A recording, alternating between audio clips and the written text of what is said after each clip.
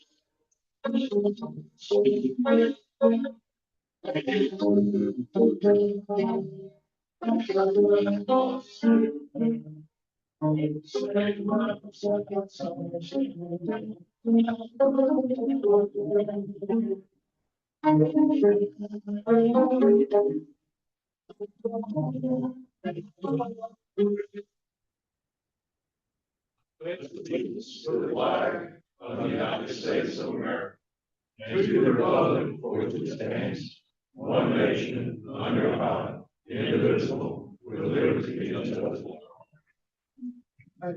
Invocation brought to us on this.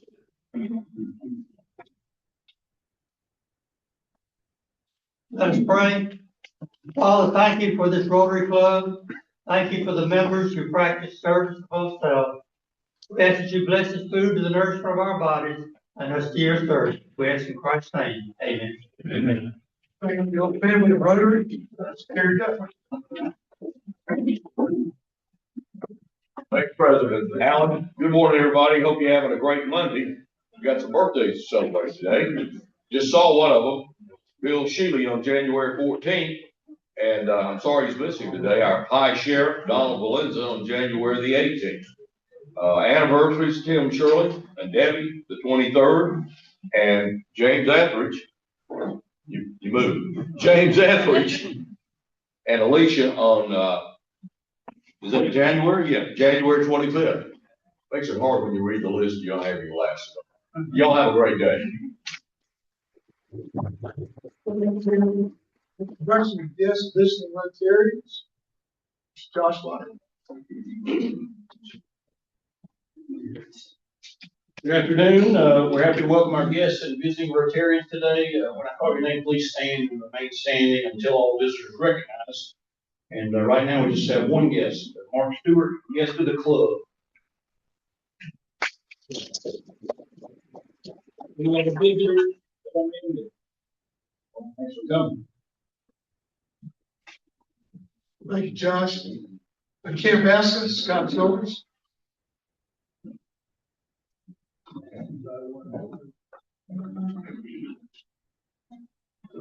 Today we have 925 points.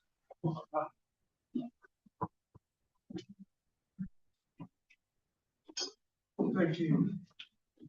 Our number for today is 663. 663.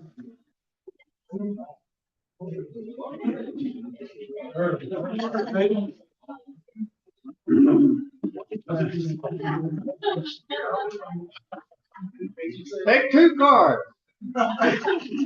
Take two. Oh. No cigar. We'll try again next week. 10 spades. All right, this one I would like to have Mr. Greg Gregory, Mike Maddox, both Thackett come forward.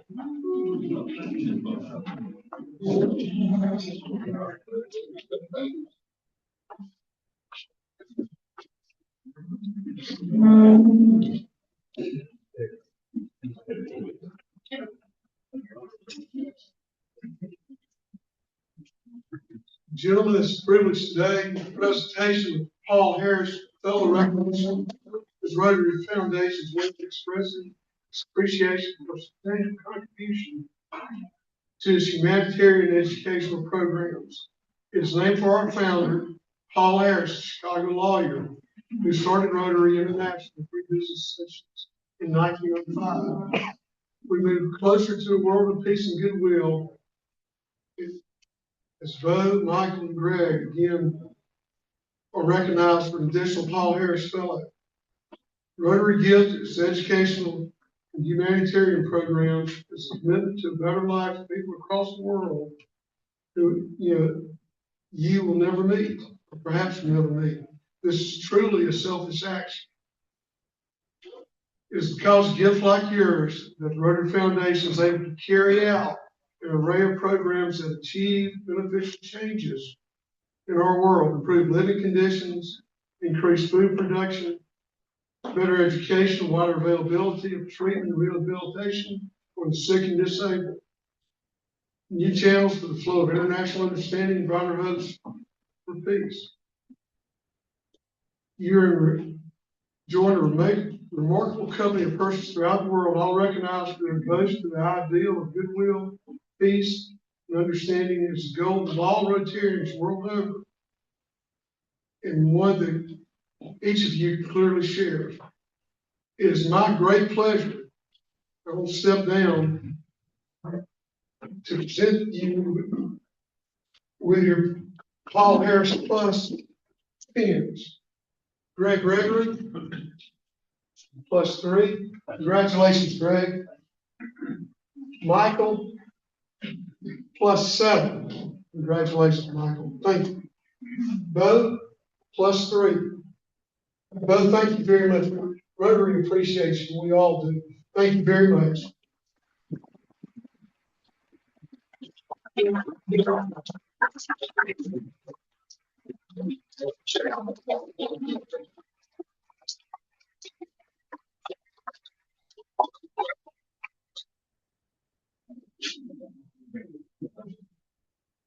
Thank you, gentlemen. That's what Rotary's about.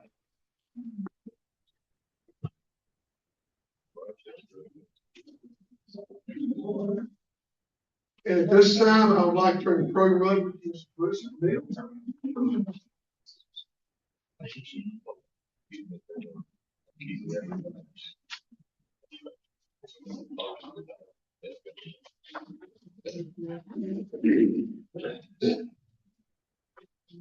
Alabama College of Osteopathic Medicine.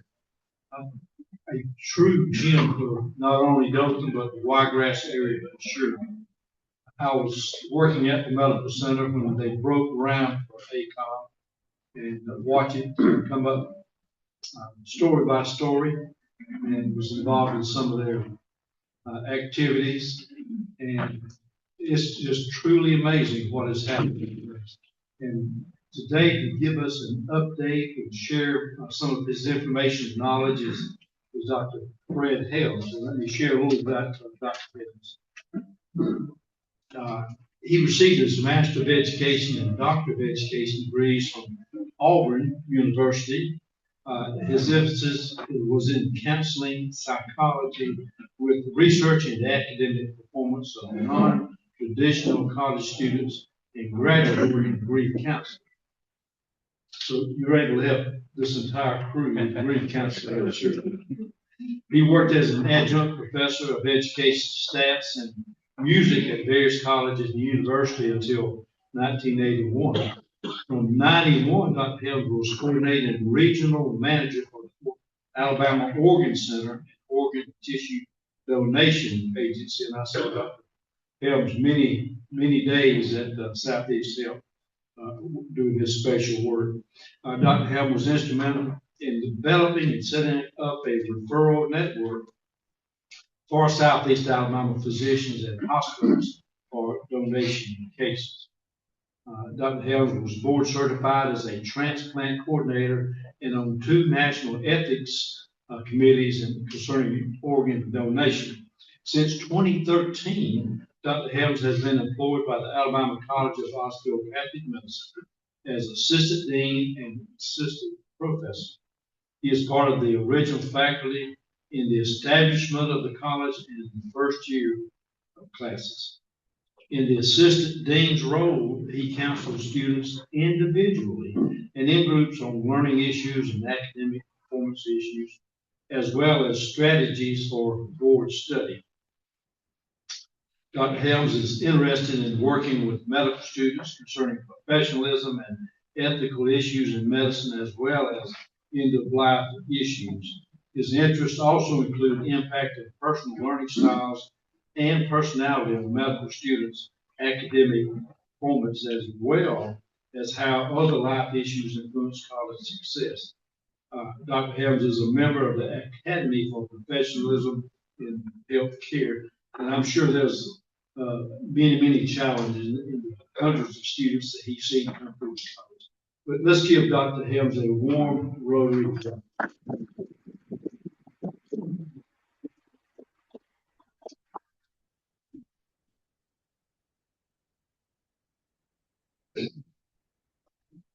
Thank you, Bruce. Good afternoon, everybody. Thank you for letting me come and speak to you.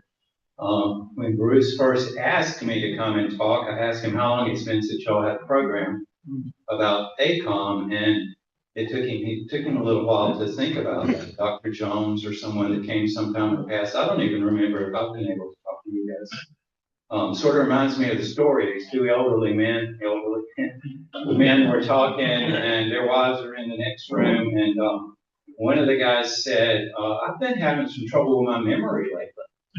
And the other guy said, oh, I've got this new medication that I've been on, and it's really helping my memory a lot. And the other guy said, well, what's the name of it? And he said, what's that flower that's red and has thorns? And the guy said, you mean a rose? And he said, yeah, hey, Rose, what's the name of that flower? So as we go, sometimes that happens to us. But anyway, as Bruce said, I've been at ACOM since we opened. And I don't know about you guys, but I'm very proud of our medical college.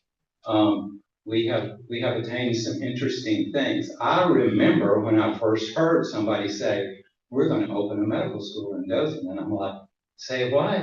In Dothan, Alabama? You guys may remember that too, okay?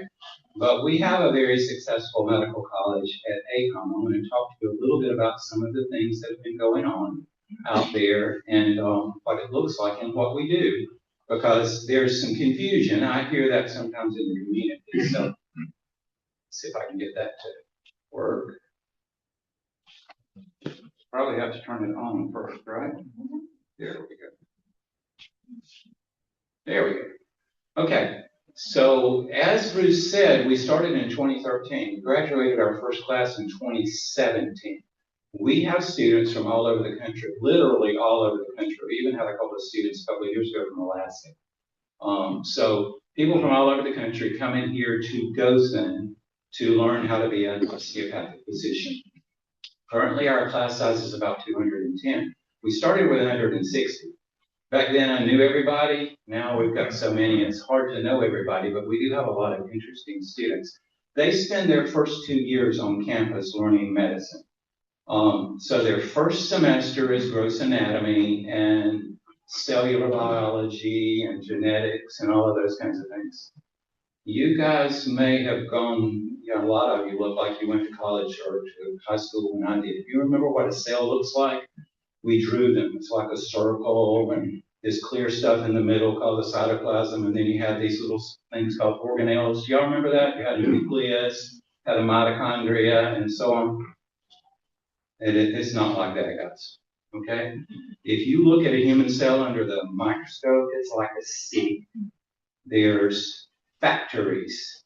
There's a administration building, the nucleus that tells everybody what to do. There's factories that make stuff. There's a power company inside mitochondria. There's roads and canals and transportation and power lines and all kinds of stuff. It's amazing how complex just one human cell is. And human beings have about 30 trillion cells. Did y'all know that?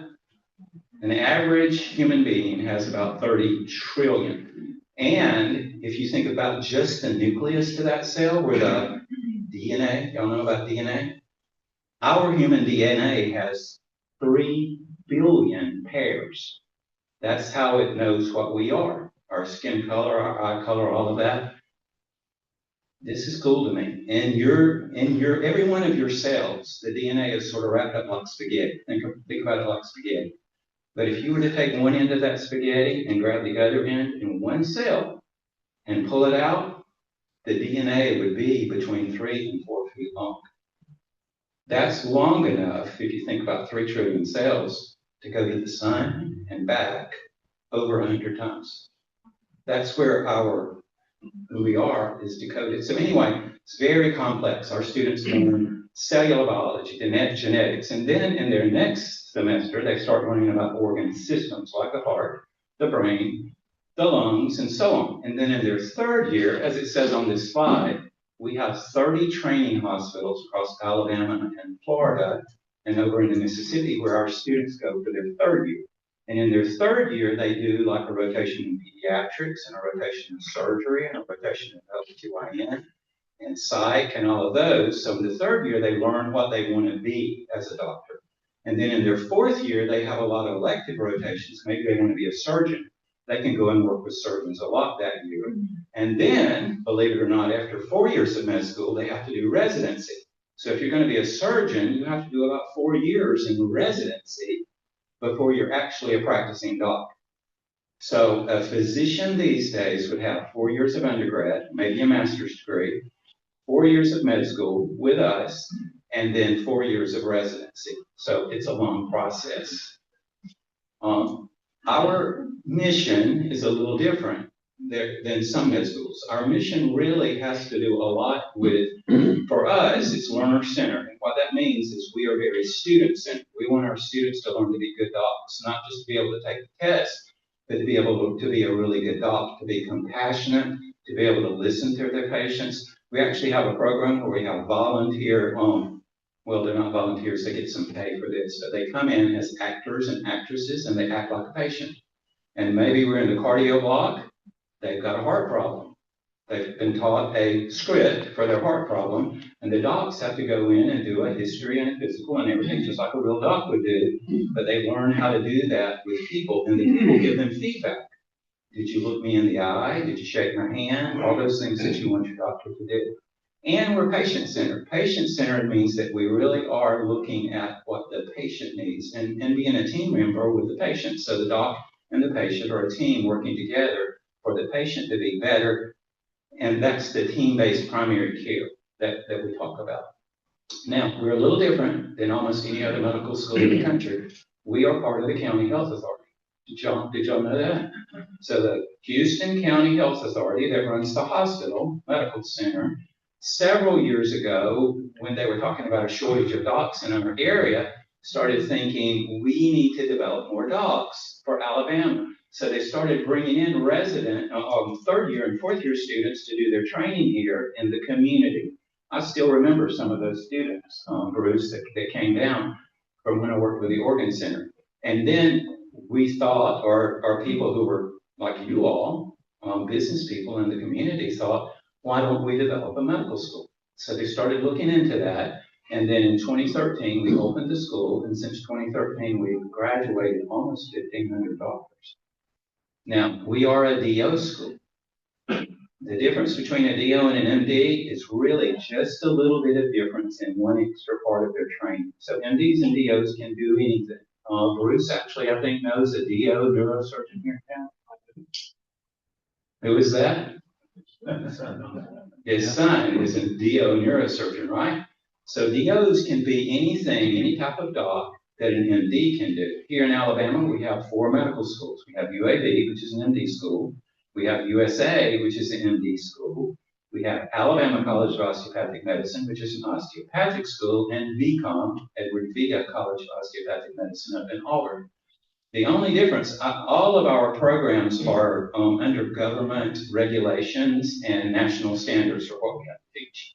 So we teach the same things. But in addition, osteopathic doctors learn a thing called osteopathic manipulation. It's a musculoskeletal kind of thing that I'll talk about in a minute. But a lot of DOs go into primary care. What's primary care? Pediatrician, an internal medicine doc, a family medicine doc, and so those early kind of the docs that you would see first are primary care. And that's what we need a lot more of. But some of our docs go into specialties as well. So osteopathic medicine is based on the tenets of a doctor from long ago, Dr. Steele. You may remember when he was an MD, by the way, when if people got sick, they would bleed them. Don't know how that would happen? And sometimes they would bleed people to death, and they would give you mercury. Mercury's not good for you. Various old kind of things like that. Well, this doctor, Dr. Steele, said there's got to be a better way. And he believes that the body, as it says over here, is capable of self-regulation, self-healing, and health maintenance just on its own.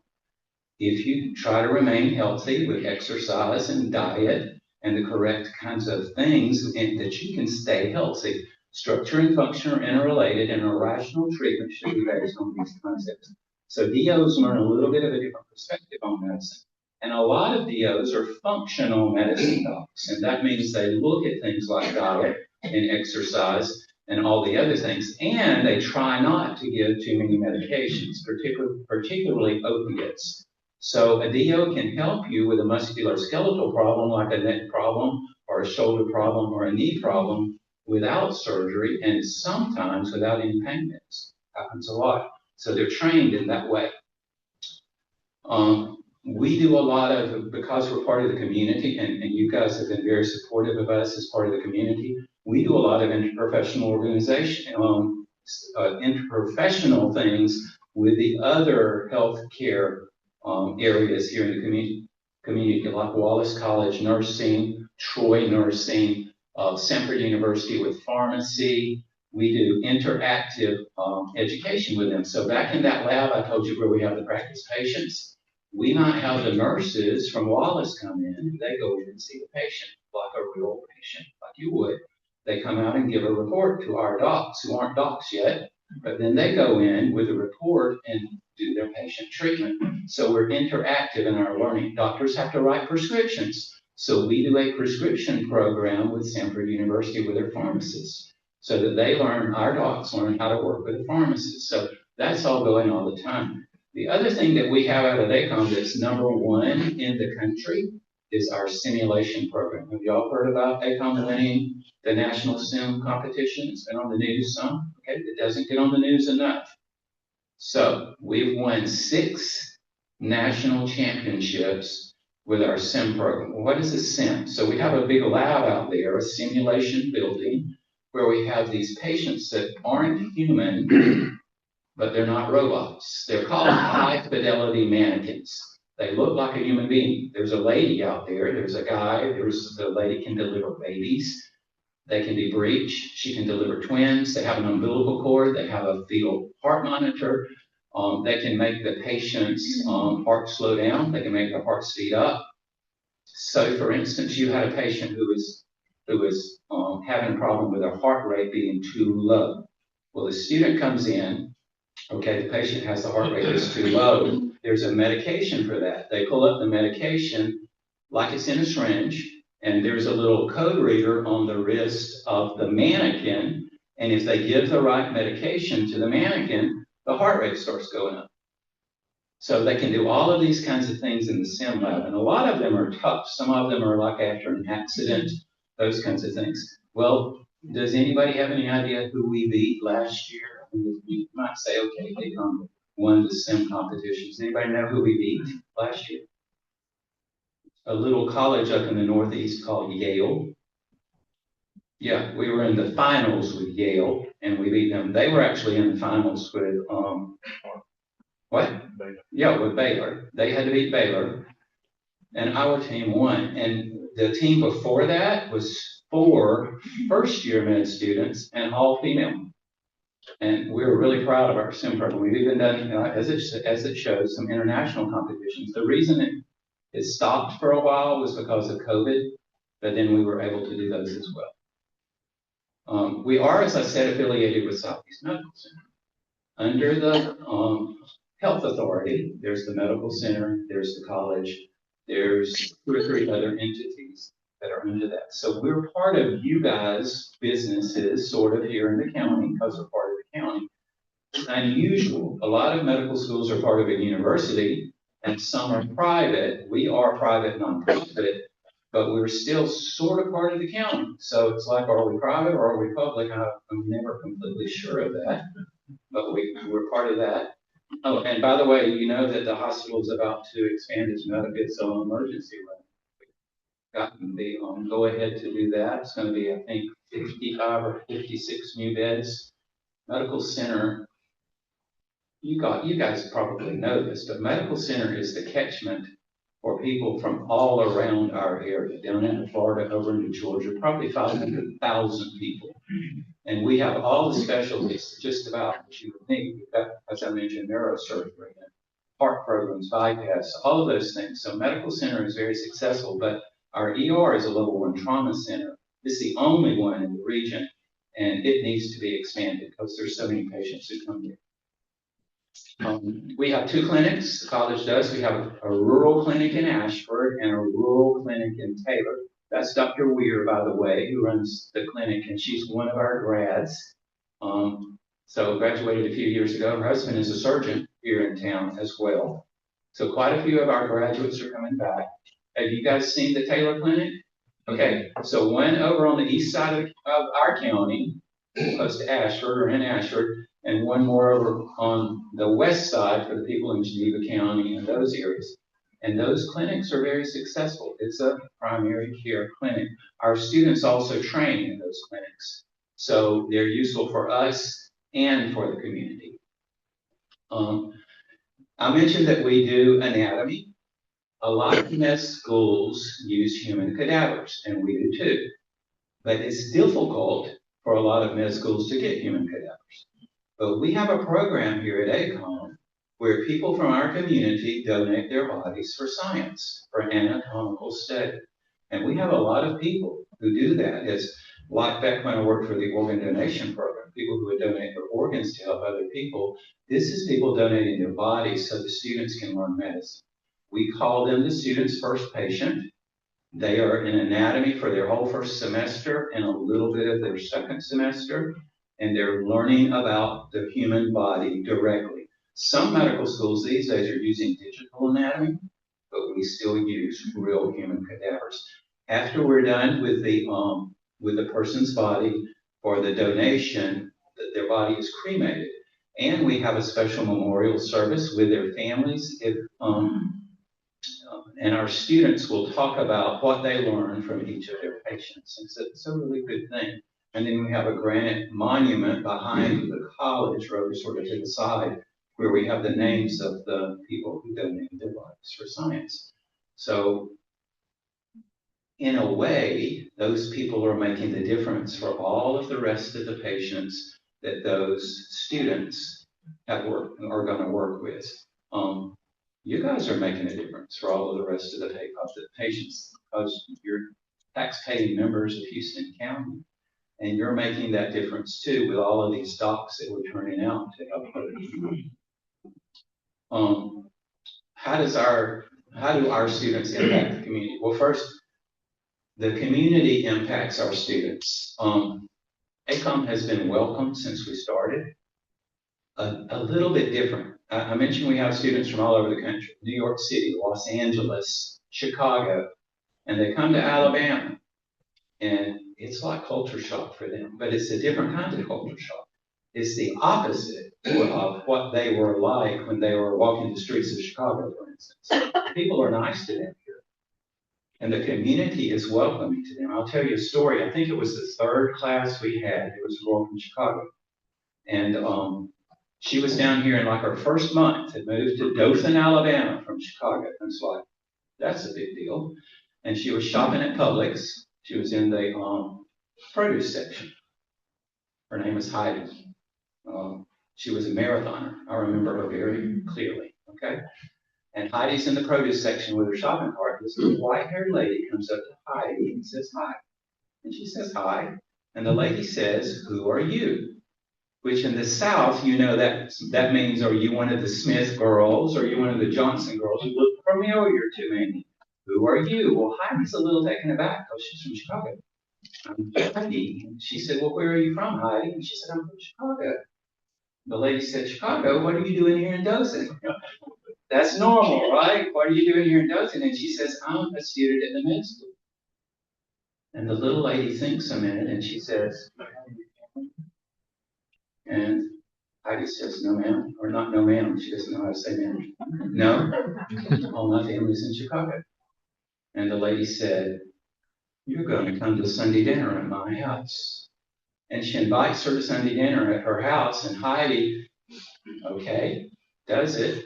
And they start doing that fairly often. She would go there. So one of our Dothan people almost adopted one of our students. You guys who own restaurants, and I know there's several in here, lots of our students get discounts. And we work with several of the restaurants because food gets brought in. But anyway, it's a great support that we get from the community. Well, what do we do in return? Well, our students do all kinds of things. They work at the Samaritan Clinic. You know, retired docs run that for people who don't have insurance. We do a science fair with students every year, a big science fair. We work with the House of Ruth, the Rescue Mission, even the Dothan Housing Authority.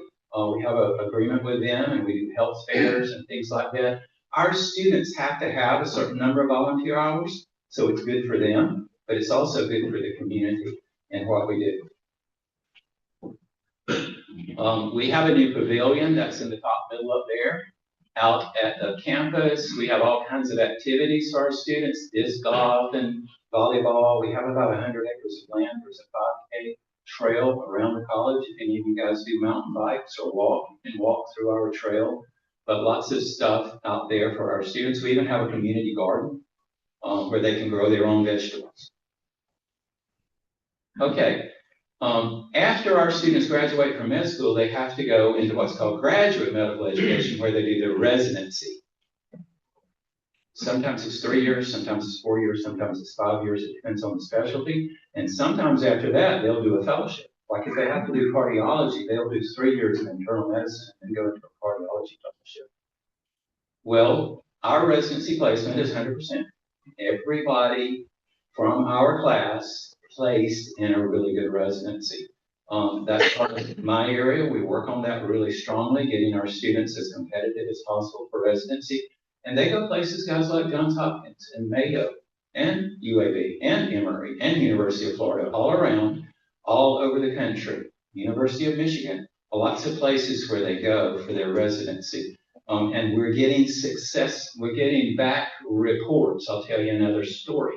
Got a letter not too long ago from a medical center that rhymes with Hopkins, actually Johns Hopkins, and we have a student there, more than one now, but we have a student there with some residency. We got a letter from them that said one of the best medical students they had ever had. So I feel like we're doing a pretty good job of training our students. All kinds of places. I mentioned that they go, different types of specialties. You can hardly see that, but it's everything. Orthopedic surgery, dermatology, cardiology, family medicine, pediatric psychiatry, practically every, we had 3 recently matched into urology. There's a lot of different things. And all over the country. I think I mentioned our 2 people from Alaska. One of them went back to Alaska. He's an ER doc. He had actually been a mate on that deadliest catch ship. He was a country kind of guy. But anyway, he's back in Alaska and as an ER doc way out in the middle of nowhere in the wilderness. So that's not on there, but we've even had them in Hawaii.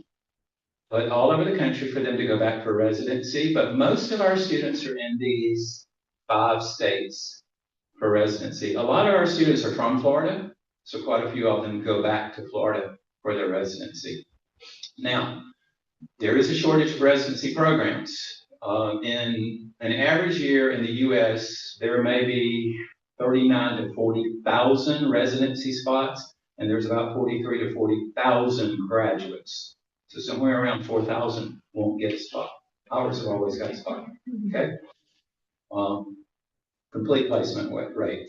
One of the reasons is our board scores are really high. This last year, all medical students have to take 3 board exams. So they take one when they're done with their second year, when they're done with their third year, and then when they're in their 4th year. But in their second year is probably the most important one because that's what gets them into residency if they do good on their boards. Our board pass rate for this last class that's just going out was 97%. The national board pass rate is 91%. So our students are doing really well. We really have some good professors. We've got people who have taught medicine for 30 years at places like FSU and Duke. And they're down here in Dothan. And it's like, I actually went around when I started to a couple of these guys and I said, why are you in Dothan, Alabama? And you would have, why would somebody who had been a professor at a big university medical school come to Dothan to teach medicine? Why? And they said, well, it's because of the freedom and the size of the school, and we like the fact that we can teach medicine the way we really want to teach medicine. If you're at the University of Alabama, you have to teach it the way they tell you. But we're starting a new program, and they had the freedom to do it the way they thought was successful. Well, have they been successful? They have been successful.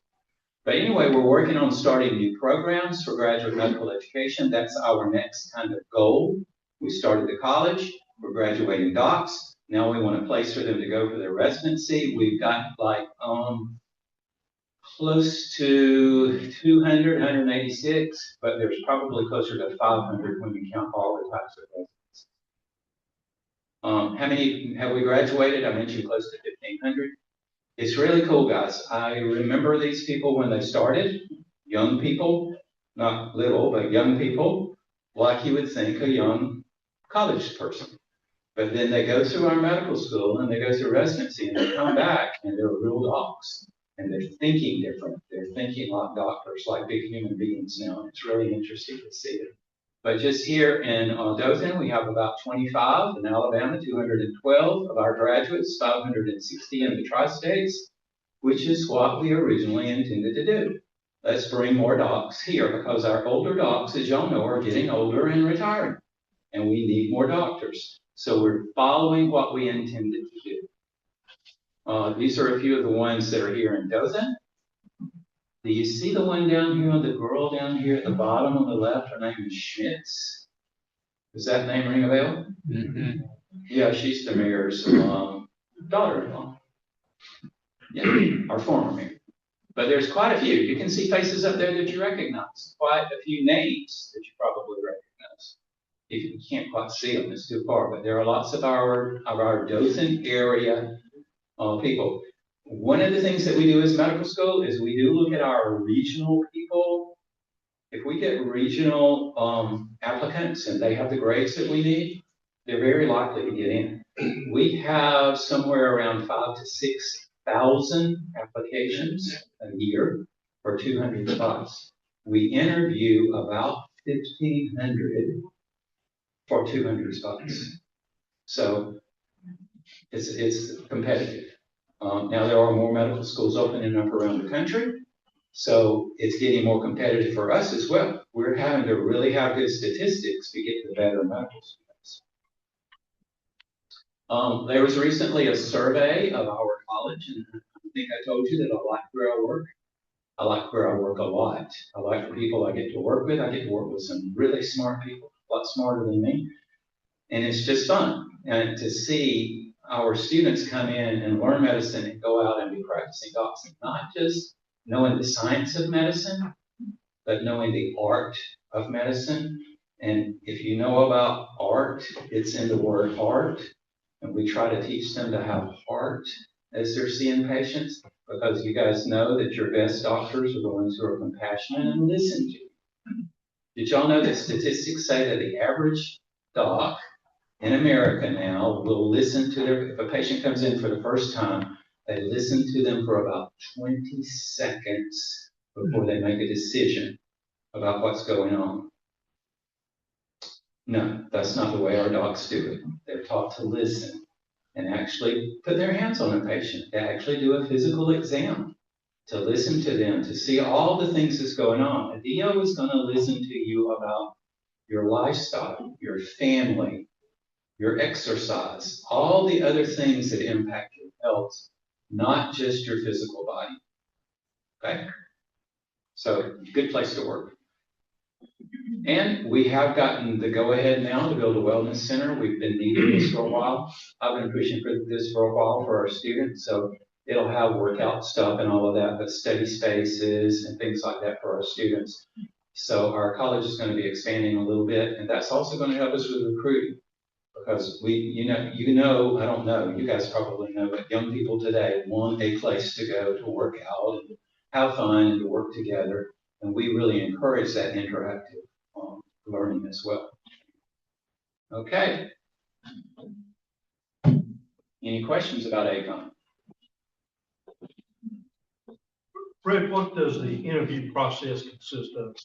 So we have two types of interviews. First of all, they all have to apply and we get all their statistics. So students have their grade point average from their undergrad, and it's going to be in some kind of biological field, pre-med or something like that.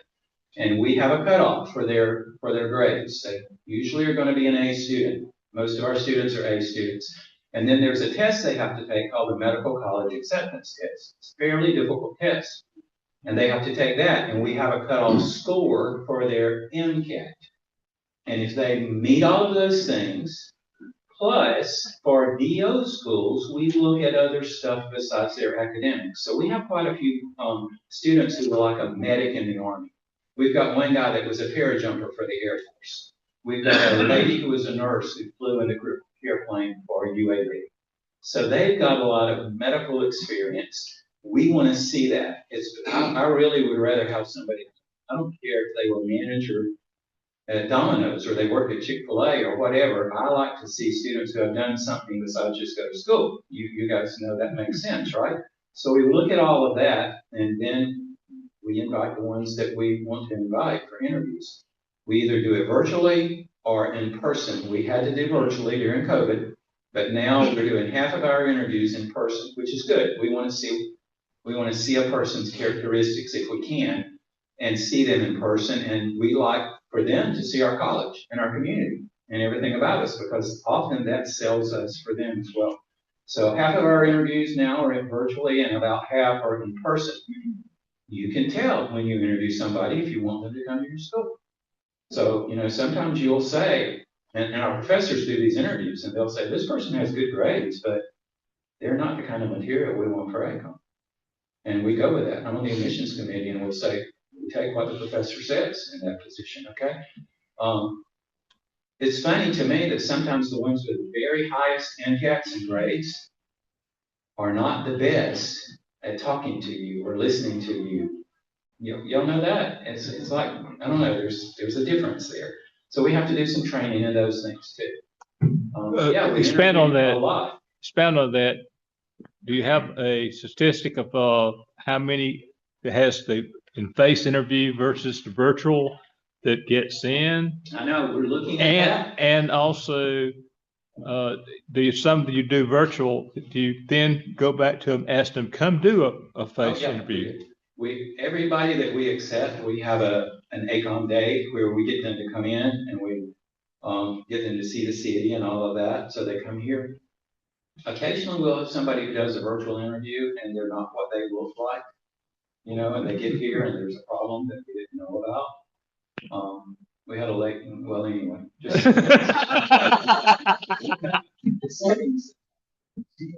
yes, sir. For the older members, many years ago, I remember Ron Owens coming to make a presentation and the visitation of what they had in mind and what he had in mind. Right. And he needs to be honored for the job that he got started and what's happened after. He and Mr. Glover was on the board, Ron Owen. There were people here, and I don't know, there may be some people in this room who are part of that community. Got us started, and it's like I said, when I first heard, are we going to have a private school? And I was like, what? But we've ended up being successful. We really have. And like I said, it's fun to work there. I hope you guys are supportive of our school, because we are going to bring some people back who will be good doctors. Another question? So? Yeah, y'all have so many applicants or whatever. Have y'all thought about expansion at all? Well, we have already expanded. We started with 160, and we're under a COCA, it's an American Osteopathic Association kind of board that oversees us. And they gave us permission to go to a little over 200, but that's how much room we have. We can't fit any more in our auditorium. We are working on starting a graduate program. If we have students like from the region whose grades aren't quite what we would want, we're going to have a 1-year preliminary program. We are building an auditorium for that. So it's like a master's program in early medicine, but we will use that as a feeder program. We also have agreements with Troy University and other colleges. If students do a certain level, they're from our area, we will interview them. They don't have to go through the whole process. We will interview them just because they're regional. Okay? Any other questions? Yes, sir. I'm on the Salvation Army Board, and a lot of folks probably don't know, but ACOM does a tremendous amount of angels every year. For us, and we appreciate what y'all do. Our students really do have a heart for the community. We ask, or they come in with, often they will tell us, we're interested in rural medicine, or we're interested in public health, we're interested in helping people. I've been doing a study of empathy. You guys know what empathy is? It's like that ability to listen to somebody and put yourself in their shoes. And I test our students when they start with an empathy scale from Jefferson University. And I test them at the end of their 4 years. They also get tested by some programs at the end of residency. Medical students, as they go through all these programs, nationwide, their empathy actually goes down because it's so tough. And particularly when they get to residency, and it's hard. Those are those 80-hour weeks. Their empathy goes down. So we're trying to preserve empathy at our medical school by doing a lot of those things you're talking about, a lot of community service, because that's how they keep the heart that they need. And so far, we've been okay with that. Our scores have been fine. And I hope we can keep working on that side of medicine because it is real important. Patients do better if they believe their doctor really cares. So we work on that really cares part. Do you teach economics of medicine today in today's environment? We do. We actually, yes, sir.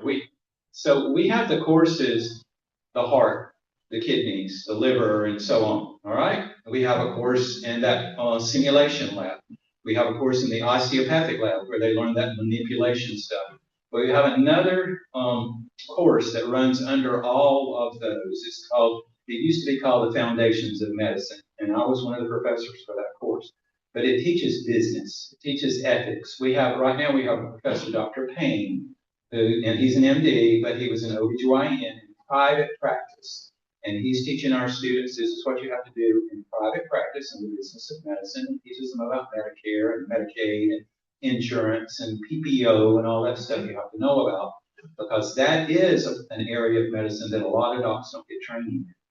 And then they get out and they don't know what to do. You guys know that. A doctor who's not a good businessman may have some problems. So you got to know both sides of medicine. But now it's called the health science curriculum. And Dr. Payne runs it.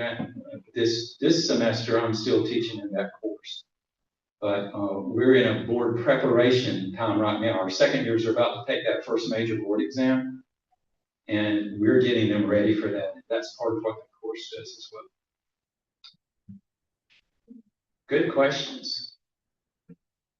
All right. So I recommend if you don't have a DO as your dog, and you need a new dog, we've got several new ones in town. Their perspective is different, though, and you need to realize that. They're going to talk to you about other things in your life that may make a difference for you. Just keep that in mind.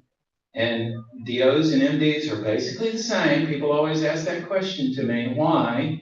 But it's more because of the focus on that whole person that we went with the DO school. And we already had the 2 university programs here in Alabama, which, by the way, you pay for too.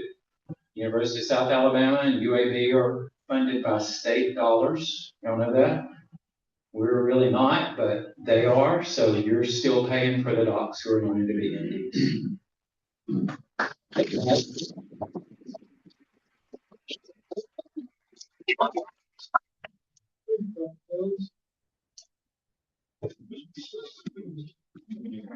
Yes, sir.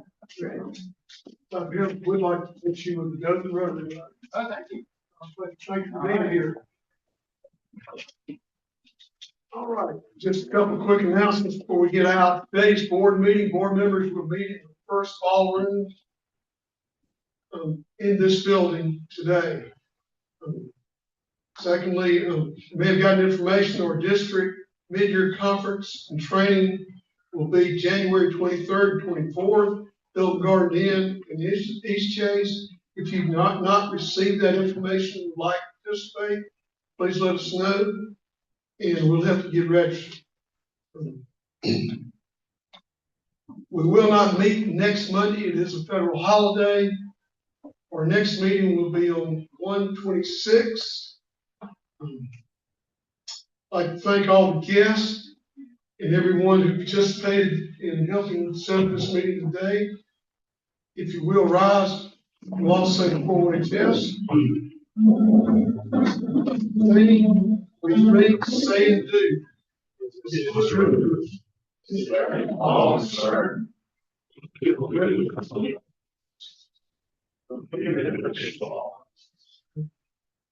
Thank you. Yes, sir. Nice to meet you, sir. Yes, sir. You get his.